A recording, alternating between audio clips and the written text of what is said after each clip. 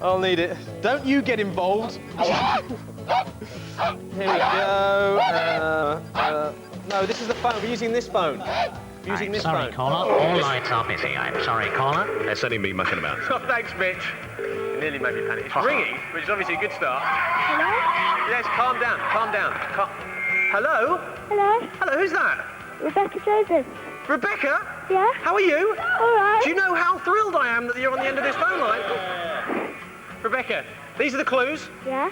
Who do you think, which house will Blobby be decorating this afternoon? Who do you think it is? Jim Davidson. Who? Jim Davidson. Jim Davidson? Is the right answer! Woohoo! Calm down now, Rebecca. Just for getting that right, you will automatically win the exclusive live and kicking bag. Mr. B, where's the bag? The bag. Mitch, what else can Rebecca win this morning? Let's have a look and see what we've got hidden away. If you're on roll number 3, Rebecca, we'll give you this clock radio cassette thing to wake you up. Roll out number 2, and you'll be decorated with prize number 2, which is these inline skates. And here's Mr. Blobby, who's ruined my car today. Rolls number 1, we'll give you the CD radio cassette player. Good luck. Thanks very much, Mitch. Leave it alone. Rebecca, which one of those prizes do you fancy this morning? Number 1, the CD player. Of course you do. Now, do you know how to play the game? Yeah. You do? OK. It's very straightforward. We're going to give Mr. Blobby 20 seconds, of course, to find you the... Are they Mitch's windscreen wipers? Hey, put them back. We're going to give Mr. B 20 seconds to find you your CD player this morning, Rebecca. All you have to do is tell us whether you want him to blob on or to blow up when he finds you a prize. You know exactly what we're doing. OK, Mr. B, you ready? Yeah. You sure? Yeah. Rebecca, are you ready? Yeah. Ready? People over there, are you ready? Simon, are you ready? Yeah, I'm ready. 3, 2, 1, let's go! Come on, Blobby! Hang on, what was that? No, roll on, roll on! Roll on! What's that? Hey! Rebecca, you have won our top prize this morning. That's the CD radio cassette, isn't it, Mitch? It certainly is. That's number 1 prize. We're going to get it off to you, Miss Blobby. You've been absolutely fantastic. Leave that alone. Thanks very much for calling, Rebecca. I'm so pleased you're here. You will not believe it. Oh, how exciting! She was there and she won. Oh, dear. Now time to go back to the studio for some love letters. It worked! It worked this week. Thank goodness they mended the phones. Now it's time for a quiet moment and some of your love letters. Mr. Sage, are you okay? I think so. Yes. No, that's disgusting. What are you doing in that book, Shamrock? How do you spell Matthew? M-A-T-T-H-E-W. He likes Natalie Imbruglia. I don't think you've got... Well, then again. So some love letters. So, dear Zoe, please could you tell Sam Wyatt from Palmer Junior School that he's really sweet and I love him to bits, from Laura. So can you tell Sam that Laura loves him? Sam, Laura loves you. Oh, she don't loves you go putting him in your book as well. Good luck. Let us know how it goes on.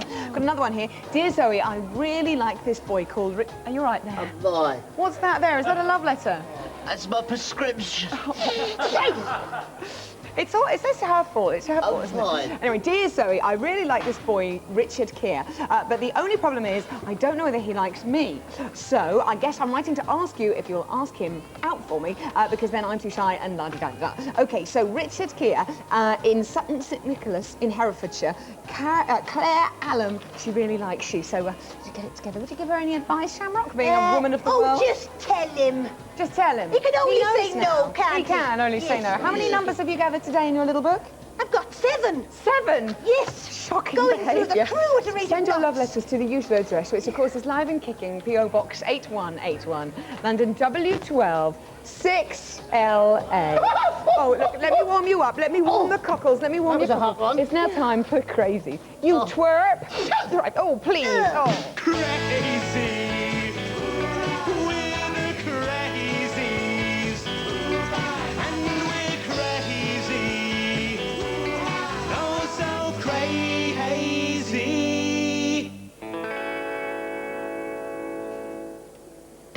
Learning the bass guitar.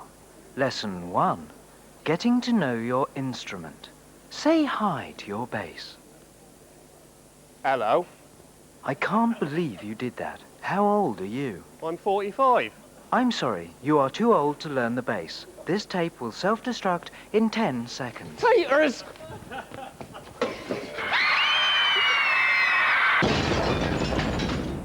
Sorry. But I didn't do nothing. At no point have I accused you of doing anything. But I didn't do it. We just need you home early from school for an important band meeting. But I didn't do nothing. Little Benny, where are your trousers? I definitely didn't do that. That were the teachers. What kind of a teacher would fit into your trousers? Well, Mr. Moody's about my size. But they didn't want to wear them. They were selling them. I'm so popular, they can sell my trousers and buy a minibus. Wow, why didn't I think of that? Give us your jacket, you Get twerp. off, you Quite twerp. arguing, the both of you twerps. We're supposed to be having a band meeting. Now then, Richie, what's it all about? And make it quick, I've got to be out in a minute. I have managed to persuade the managing director of a brand new record company to come down here today and sign us up! Well, he better be here soon, that's all, because I've got to be out in a minute. Where are you going? Can he go? No, he can't go, no. Did you want to come? I did want to come, but I forgot I wanted to come. Well, OK. Can I come? No, you can't come, OK. no. It's business, you see. Richie, your plan's very good, but in a backup plan, I have been impersonating the managing director of a brand new record company, and I'm off out now to pretend to sign up some hot new band. What time's your man due? Oh, round about 12. Oh, that's cutting it fine. I'm supposed to be there at 12. Now, there's a coincidence. I'm going to have to go, Richie. You're in charge. No selling your brother. Right. Now then. Where did I leave that address? I'm in charge. I can be in charge. I'm in charge. Right, you, sit down there and... sit down there. Will you go?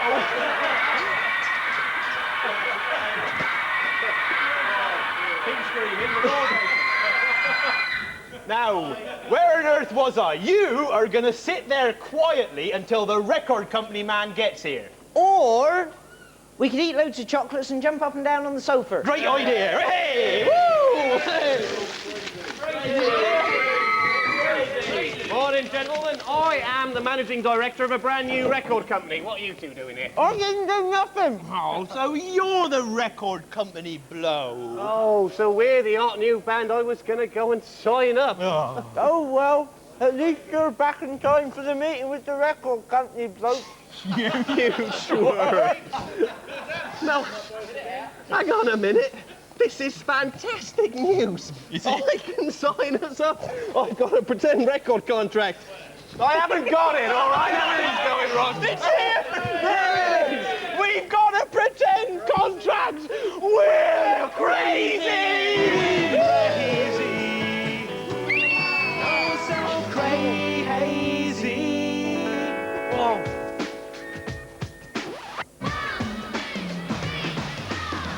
Definitely be watching at home if I wasn't working on it. Saturday morning, right, is like a club.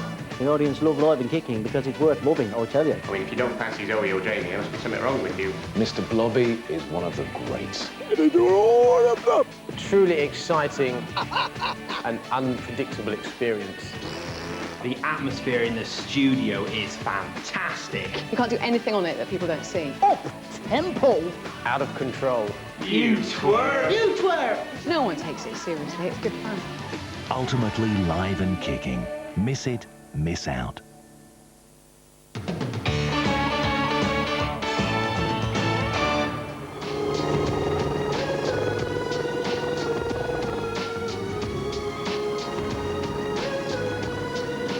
Hello, I'm Linford Christie, and you're watching Linford's Record Breakers. Right now, he's in the hot seat on Live and Kicking, Linford Christie. And we're going to go straight to the telephone this morning, and we're going to go to line one. Who's on line one this morning? Hannah Green from Liverpool. Hi, Hannah. Hannah from Liverpool. You're through to Linford. What's your question? Did your school do anything to help you when they realised how good you were at sport? Did your school do anything to help you when they realised how good you were? Oh, yes, indeed. It was my school that first got me into athletics. They got me down to join a club and everything else, and it was a teacher at school that saw that I could run fast, and it all started from there, really. Really? Do you do athletics at school? Well done. Yeah. Are you any good? Yeah. You are. Good luck then. Hopefully some teachers will take some interest. Good luck. Thanks for See your you call, later. Hannah. Bye, Hannah. Thank you, Anna. Let's go to the studio now. Scott, what's your question? Out of all your achievements, which one has made you the most proud? I think it was the very first one. When I won the European Indoors for the very first time, that to me made me most proud because that's when my career started off. You know, the year before I went there and I got knocked out in the first round, and I promised myself that it was never going to happen again. And the second time I went, I won. Bit of determination, see? Hard work, hard work. Hard work as well, of course. Now, let's go back to the phones. Who's on line 2? It's Claire Parsons from Wolverhampton. Hello, Hi, Claire. Claire. Hi, from Claire. Wolverhampton. You throw us in for what's your question? Do you still keep to a strict diet? Not anymore. I used to, but now I just eat whatever I want. I mean, the easiest thing is, it's not to really have a diet, because once you deprive yourself of something, then that's when you crave it. So I think if you eat a little bit of everything, then you'll get by quite easily. Excellent. That's good news, isn't it? So if you eat a little bit of chocolate, it's okay. A little bit of chocolate is always all right. Excellent. You see, a little bit of something you like does you good. Thanks for your call. Bye. Okay, Daisy, what's your question? Were you interested in other sports when you were younger? Oh yes, I mean, like all kids, I wanted to be a footballer. You know, I wanted to be a cricketer. I wanted to be everything. And it's always nice to try as much things as possible and much different sports as possible, because that's when you find the one that you like.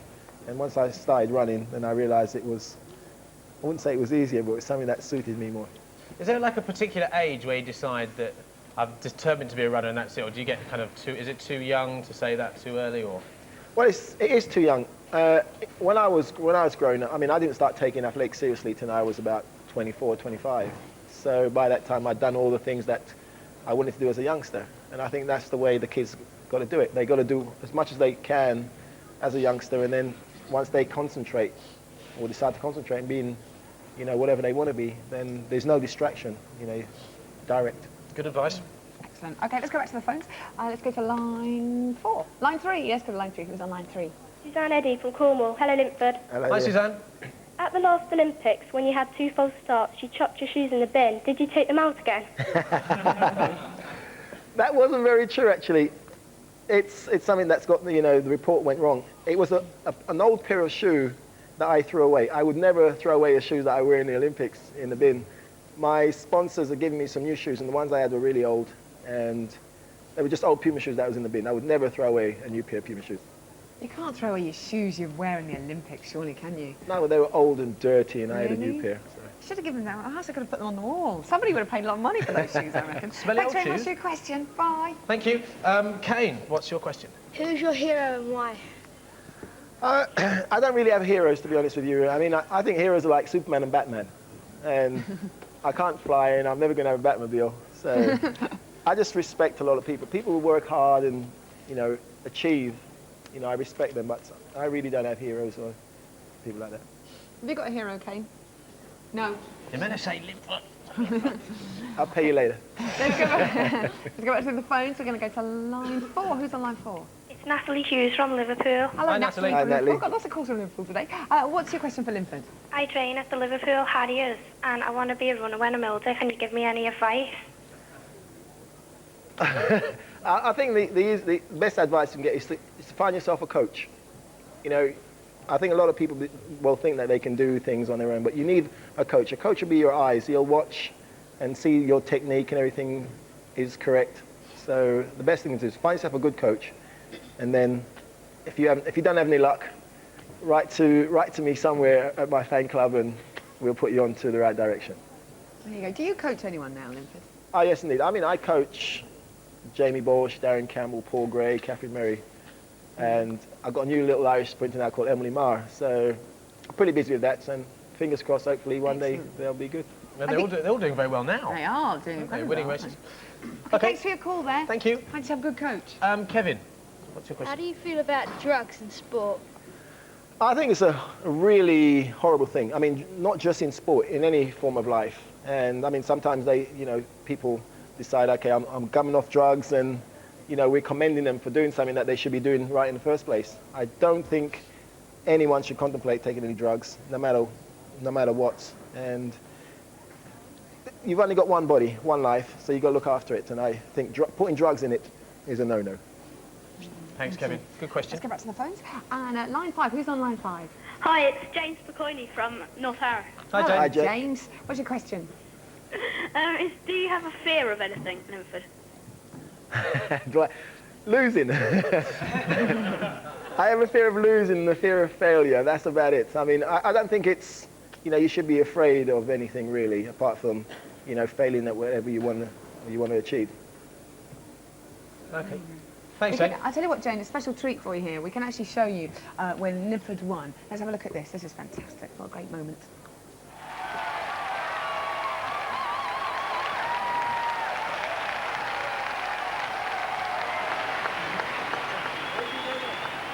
There we go. What did that feel like? What does it feel like? How cool is that, Jane? What was going through your mind at that moment when you won the medal, Linford?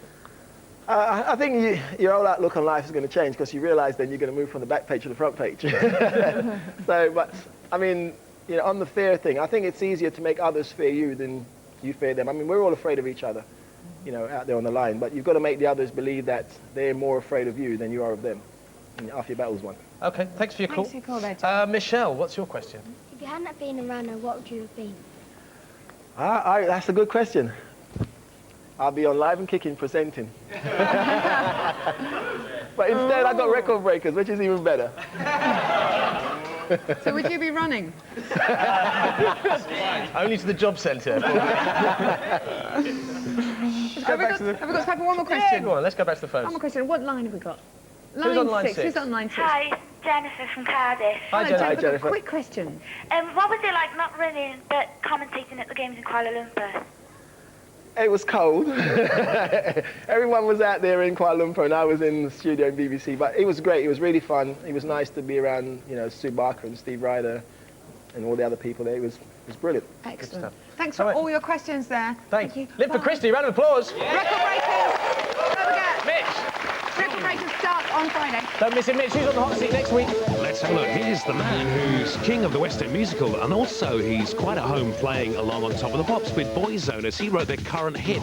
Here's, of course, Andrew Lloyd Webber, who has had loads of hit musicals from Joseph to the latest Whistle Down the Wind. And Andrew will be here next week, and he'll be on the end of the line to answer all your questions. So, thanks very much to all our guests today. To Billy, good luck tomorrow, Billy. In the toss, and to Matthew, good luck with the new single. And Linford, we'll see you on telly on Friday. Come over here, come over here. Where's Don't miss next week's show. We've got a great lineup. We've got Adam Rickett, Kelly LaRocque, Andrew Lloyd Webber, and, of course, another level on the show. It's going to be great. What's happening this afternoon, Zoe? At the footy. We're going to come on, Scotland. Come Good on, luck, England. See you next week. We'll see you next week. Cheers.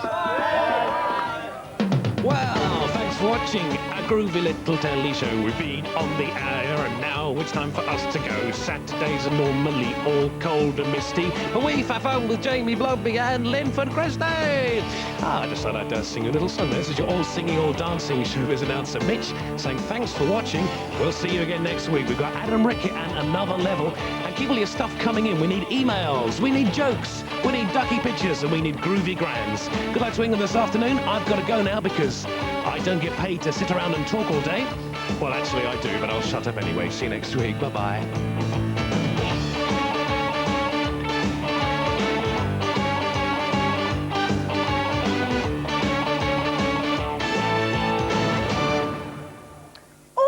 We've just got enough time to say a very big... Do not remove my hands from the aortorenal branch.